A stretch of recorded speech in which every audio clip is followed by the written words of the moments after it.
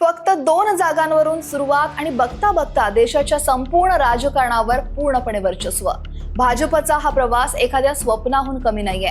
पण आज भाजप खऱ्या अर्थानं शिखरावर पोहोचलाय का, की अजूनही विजयाची नवीन क्षितिजे गाठायची बाकी आहेत?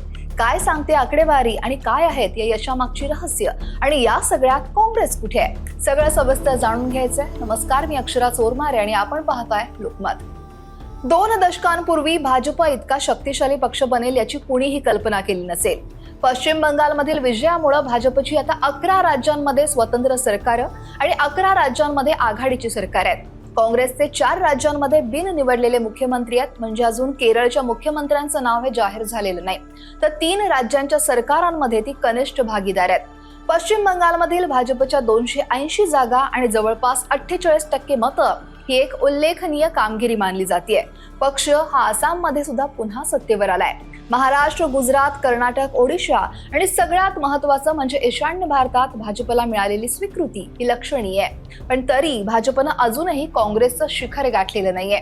काँग्रेसनं 1984च्या लोकसभा निवडणुकीत 414 जिंकून ऐतिहासिक विजय मिळवलेला.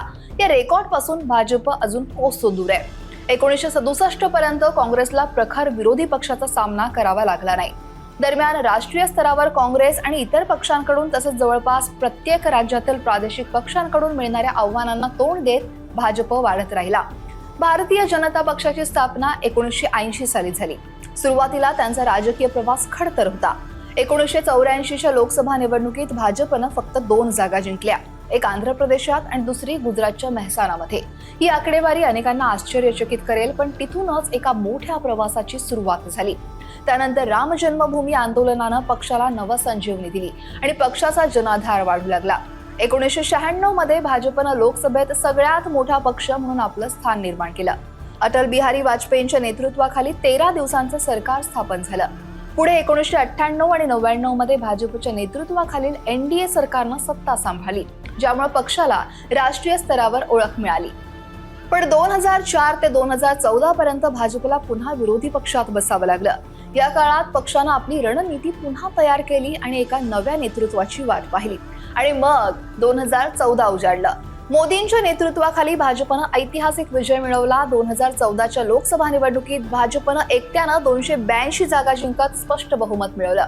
1984 नंतर पहिल्यांदाच एखाद्या पक्षाला एकट्यानं बहुमत मिळालं होतं. पक्षाचा मतांचा वाटा होता 31%. तर हा फक्त ट्रेलर होता. 2019च्या निवडणुकीत भाजपनं आपलाच विक्रम मोडत 303 जागा जिंकल्या आणि मतांचा वाटा होता 37.36%. या विजयानं भाजपची देशाच्या राजकारणावरची पकड आणखी मजबूत केली. काँग्रेसच्या घसरणीच्या विरुद्ध भाजपचा आलेख गगनाला भिडत होता. भाजप हा तो पक्ष आहे ज्यानं काँग्रेसला राजकारणात बाजूला सारलं. 1999च्या लोकसभा निवडणुकीत काँग्रेसनं आतापर्यंतची सगळ्यात कमकुवत कामगिरी केली. केवळ 114 लोकसभा जागा जिंकल्या. 2014 मध्ये हा आकडा 44, 2019 मध्ये 52 वर घसरला. 2024च्या लोकसभा निवडणुकीत काँग्रेसनं 99 जागा जिंकल्या आणि गेल्या 10 वर्षातली काँग्रेसची ही सगळ्यात जास्त चांगली कामगिरी ठरली आहे, सर्वोत्तम कामगिरी. पण भाजपच्या या यशामागं आता रहस्य कोणती आहे? हे एका रात्रीत घडलेलं नाहीये. अनेक घटकांनी यात महत्वाची भूमिका बजावली आहे. भाजपच्या या अभूतपूर्व यशामागे अनेक कारण आहेत. भाजपनं आपल्या विचारधारेत आणि वर्तनात उघडपणे हिंदुत्वाचा स्वीकार केला. त्यांनी स्वतःला आर्थिक विकास आणि तांत्रिक प्रगतीशी जोडून घेतलं. सामान्य हिंदूंमध्ये भाजपची स्वीकृती ही वाढू लागली. सगळ्यात महत्त्वाचं म्हणजे पंतप्रधान नरेंद्र मोदींचं करिष्माई नेतृत्व आणि त्यांची प्रचंड लोकप्रियता. त्यांच्या सबका साथ सबका विकास या घोषणेनं आणि प्रभावी संवाद कौशल्यानं मतदारांना आकर्षित केलं. दुसरं म्हणजे पक्षाची मजबूत संघटनात्मक रचना आणि प्रभावी प्रचार यंत्रणा. भाजपच्या कल्याणकारी योजनांनी जसं की उज्ज्वला योजना, जनधन योजना ग्रामीण भागातल्या आणि गरीब मतदारांपर्यंत थेट पोहोचण्यात त्यांना मदत केली. या योजनांनी राष्ट्रवाद आणि हिंदुत्वाचा विचार पक्षाच्या यशाचा महत्त्वाचा आधार राहिला. याशिवाय काँग्रेस पक्षाची घसरण आणि विरोधकांची विस्कळीत स्थिती हे सुद्धा भाजपच्या यशासाठी पोषक ठरलं. सध्याच्या घडामोडी पाहता भाजप खऱ्या अर्थानं आपल्या शिखरावर पोहोचलाय का, हा सुद्धा एक महत्त्वाचा प्रश्न आहे. 2014 आणि 2019च्या विक्रमी कामगिरीनंतर 2024च्या लोकसभा निवडणुकीत भाजपनं एकट्यानं 240 जागा जिंकल्या.